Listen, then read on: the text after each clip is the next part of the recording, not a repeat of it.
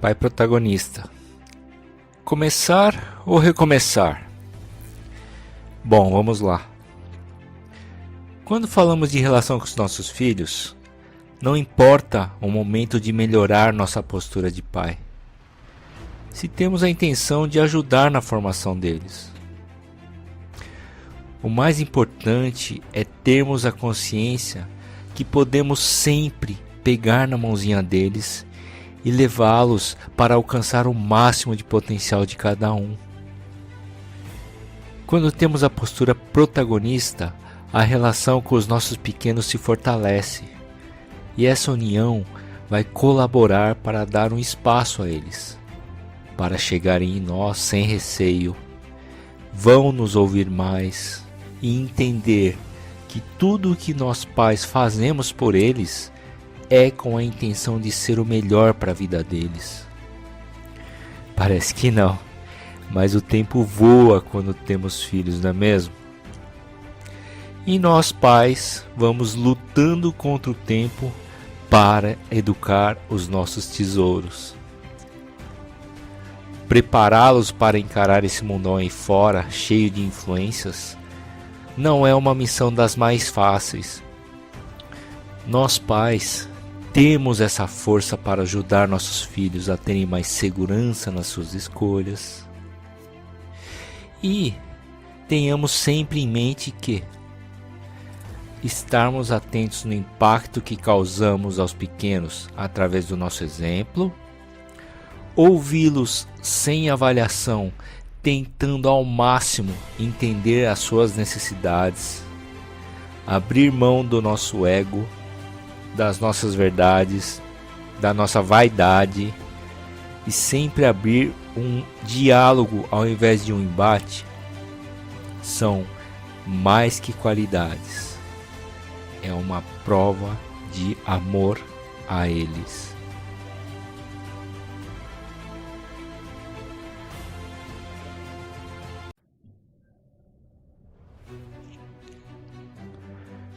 Como agir de forma construtiva em situações difíceis?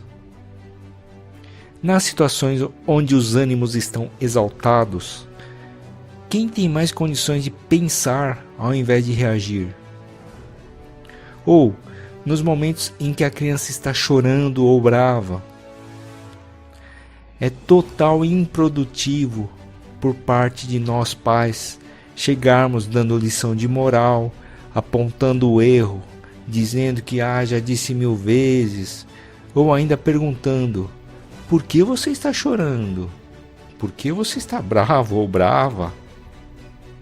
Aqui vem aquela máxima da Jane Nelson, que é: de onde tiramos a absurda ideia de que, para que as crianças se comportem melhor, primeiro temos que fazê-las se sentirem pior? E por que são ineficazes essas formas racionais para ajudá-los?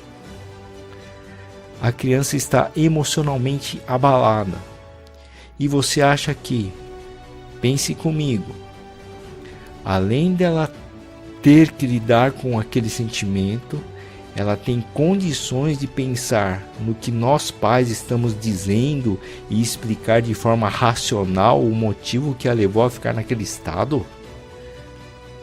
Uma forma construtiva e inteligente nesses casos é: se a criança estiver chorando de tristeza, dizemos a ele ou ela que pode chorar. Se ela quiser um abraço, dê um abraço e não fale nada. Se ela quiser falar, ouça atentamente. Desta forma, nós pais estaremos demonstrando que entendemos o que ela está passando, sem precisar formular uma resposta. O choro serve para ela expressar uma necessidade no momento e regular seu estado emocional. Assim que a criança se recompor, caso ela ainda não tenha falado o motivo do choro, podemos perguntar se ela está melhor e pedir para ela contar o que aconteceu, para podermos ajudá-los. Se forçarmos a criança a dar explicações durante o choro, estaremos numa postura de imposição, sem nos preocupar no que ela está sentindo, sendo literalmente egoístas. Percebe a diferença? E você acha que ela vai ficar à vontade para explicar o que aconteceu? E quando a criança está brava ou com raiva ou na birra? Uma atitude positiva de nós pais é reconhecer e dizer: filho ou filha, eu sei que está bravo ou brava e como eu posso te ajudar. Quer ficar sozinho um instante? Se a criança disser que sim, diga: então papai vai te deixar sozinho um momento e se você precisar, estarei ali te esperando, tudo bem? Essa fala é mais apropriada, porque estamos demonstrando que estamos disponíveis para ela. Se simplesmente deixamos a criança sozinha, podemos dar a sensação de que estamos abandonando ela naquela situação. Caso a criança diga que o motivo da braveza ou raiva foi por alguma atitude sua, ou algo que você disse, ou que você foi injusto, o melhor que podemos fazer é entender o olhar dela. Independente dela estar certa ou não, podemos dizer: filha ou filho, me desculpe por ter te deixado bravo, com raiva ou que eu fui injusto. Não foi minha intenção. Após isso, podemos tentar explicar o porquê tivemos tal atitude, porquê dissemos tal coisa. Essa postura é muito positiva, pois estaremos dando uma abertura para a criança dizer o que ela sente e pensa. Para nós pais é fundamental ter esse entendimento na visão dela, para podermos ajudá-los e evitar outros conflitos, aqueles que sejam da nossa parte de pai. Além de darmos liberdade para a criança expor suas questões, sem receio de receber críticas, broncas, lição de moral, tudo que possa deixá-las mal. A pior das situações é quando a criança sente que não vai ser acolhida por nós pais.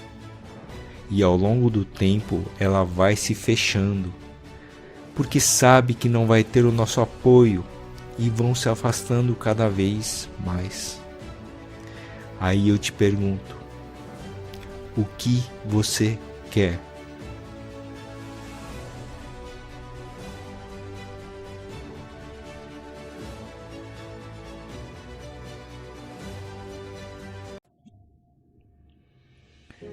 Os detalhes que fazem muita diferença na comunicação inteligente com os filhos.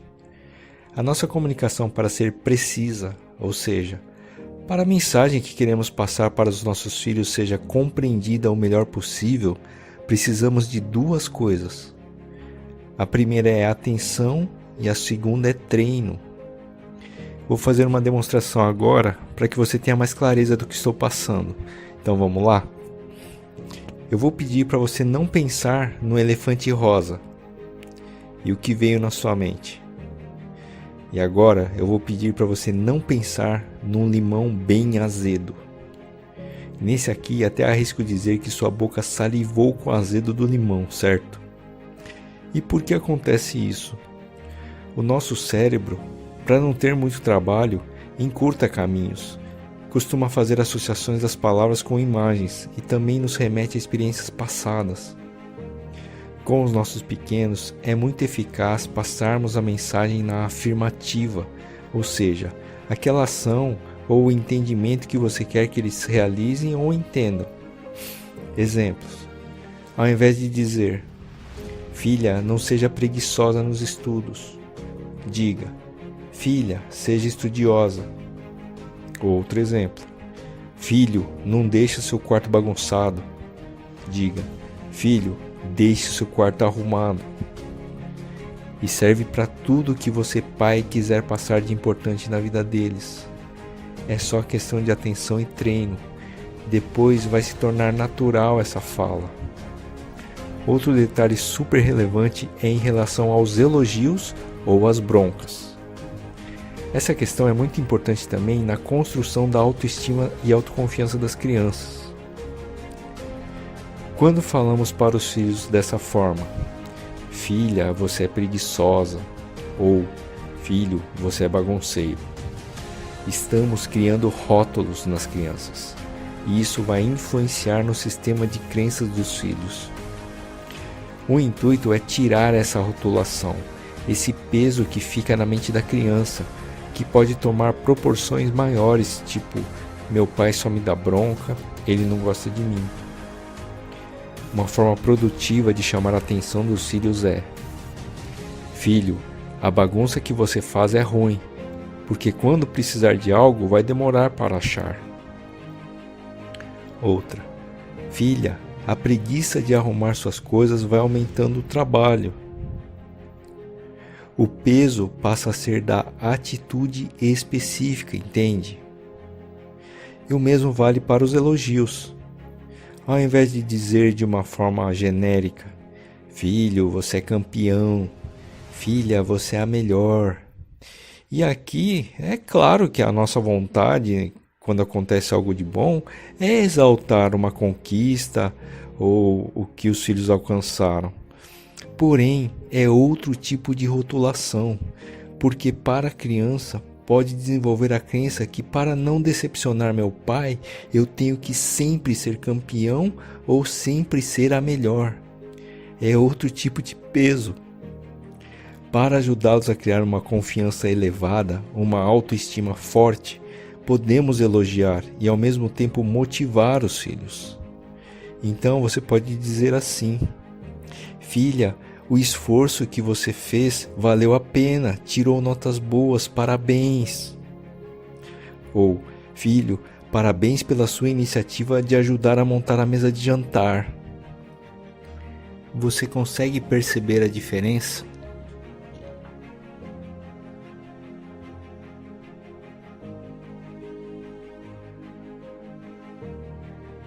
Olá, pais fora de série, tudo bem? Esse tópico ele é um dos mais importantes na educação dos nossos filhos. O meu objetivo aqui é provocar uma reflexão para de repente você repensar naquilo que você acha que é certo. Vamos lá?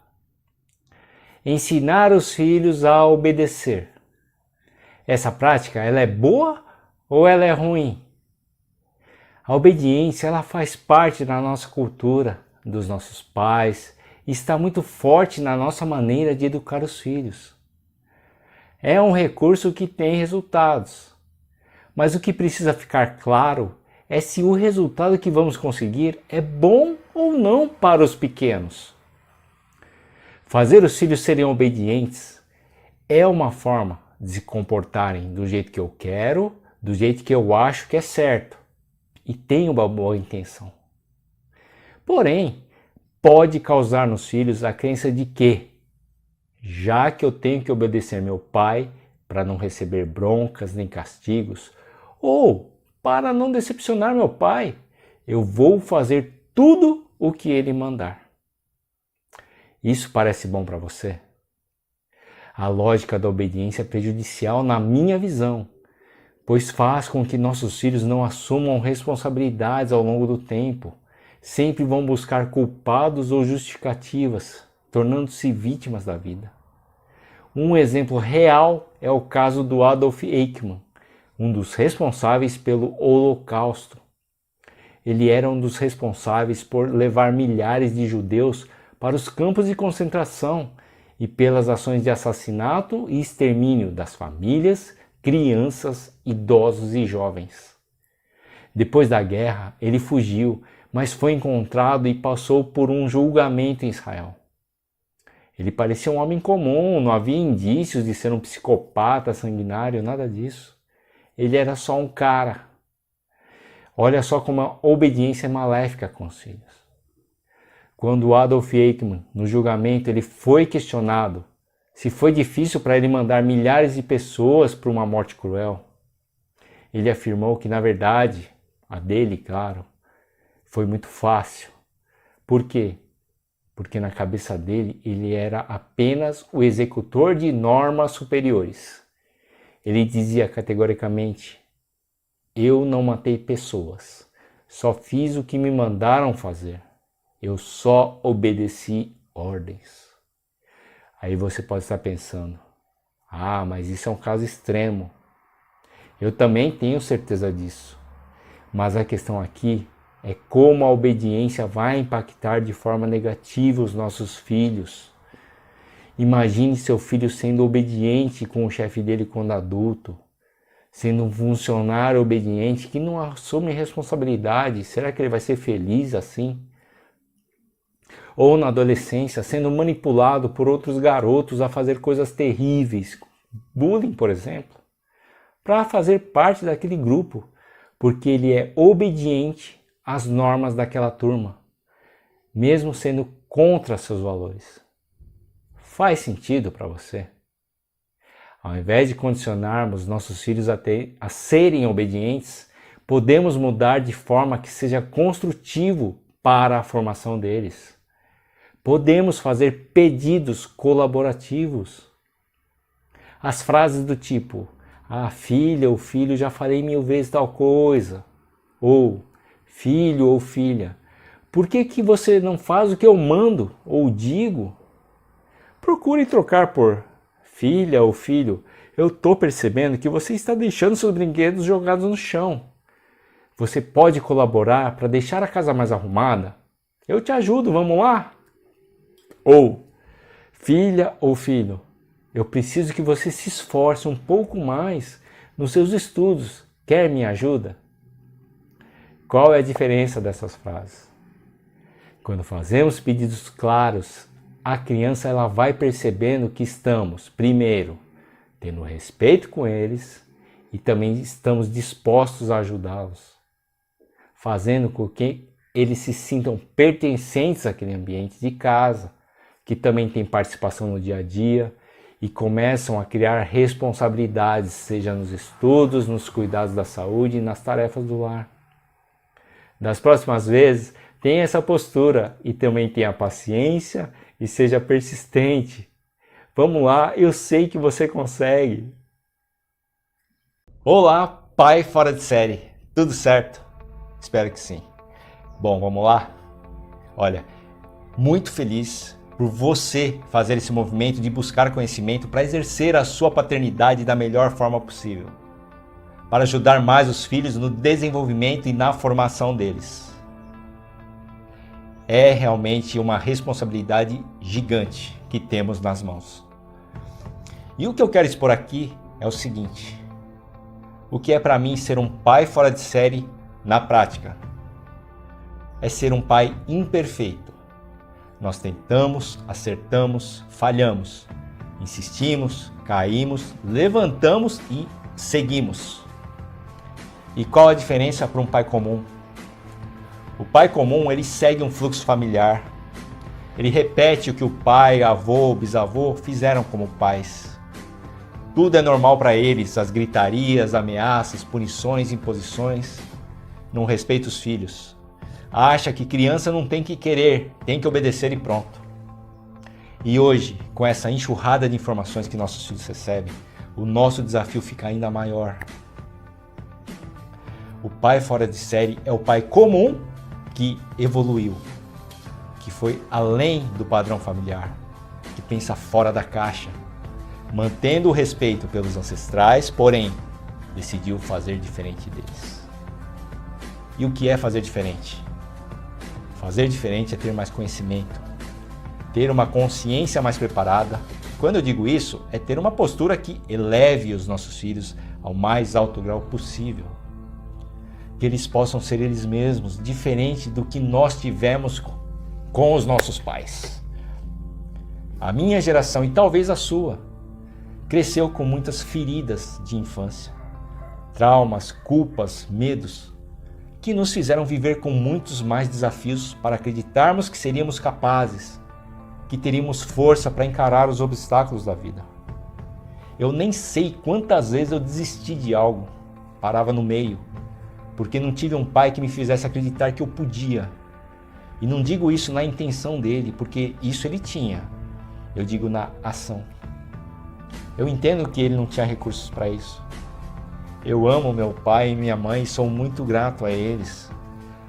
Mas teve um resultado na criação que eles deram para mim. E esse resultado eu não desejo aos meus pequenos, com todo o respeito aos meus pais. No meu ponto de vista, o maior diferencial de termos essa consciência madura para educar nossos filhos é que, ao errarmos, e vamos errar, saberemos como agir e corrigir nossa postura. E o mais importante de tudo é o entendimento dos nossos filhos.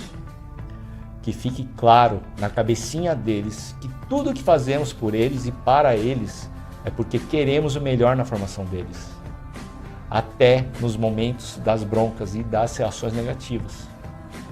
Porque o fato de sermos imperfeitos significa que somos humanos. O fato de reconhecermos um erro, pedir desculpas, o nosso esforço para fazer da nossa paternidade uma jornada que agregue valores para os nossos pequenos. Para eles crescerem livres dos embrólios que os pais comuns colocam na vida dos filhos. Pense comigo, vou contar uma história de 2 meninos, um chamado Pedro e o outro Guilherme, da mesma idade, crescendo juntos, sendo amigos, estudando na mesma escola. O pai do Pedro, desde criança, dava condições boas, casa, comida, escola, roupas, eletrônicos, e acreditava que colocando o filho numa escola particular, ou seja, só pelo fato de pagar, ele poderia cobrar da escola ou dos professores resultados na formação do filho. Resumindo, ele terceirizava a responsabilidade de pai. Em casa não dava bola para o filho e muito menos incentivo para nada. Pelo contrário, ficava apontando erros, comparando com o amigo do filho, dizendo que o Guilherme era mais estudioso, que ele tirava notas melhores, que ele era capaz e que o próprio Pedro não tinha jeito. E o pai do Guilherme, que tinha uma profissão mais simples e pagava a mesma escola do Pedro, com muito custo, claro, sempre foi muito presente, não só no sentido de participar das atividades do filho. Ele sempre dava atenção, brincava, dialogava, incentivava e sempre dizia para o filho que ele era capaz, ou seja, ele se posicionava como pai protagonista. Aí chegou na época do vestibular e a expectativa dos 2 pais era que entrassem numa universidade pública de qualidade. Qual dos 2 garotos teve mais chances de entrar na universidade? O Pedro ou o Guilherme? E aqui cabia um insight, uma reflexão. Tudo o que nós pais fazemos hoje já está influenciando na formação dos filhos agora e no futuro. Para o pai que acha que para o filho pequeno chegar na fase adulta vai demorar um tempão, quando se der conta, pode ser tarde. Já perdeu um tempo precioso de fazer coisas simples com os filhos, de criar vínculos afetivos e que deram a eles mais confiança e a crença que são capazes de conquistar tudo o que quiserem na vida. Esse programa por si só não faz milagres. É preciso dedicação, entendimento e ação. Não é assistindo todos os vídeos que os resultados vão acontecer como num passe de mágica. É preciso agir, fazer diferente para ter resultados diferentes. E já deu o primeiro passo. Vamos lá, continue, insista. Nós estamos juntos e nós vamos conseguir ser os melhores pais que os nossos filhos merecem.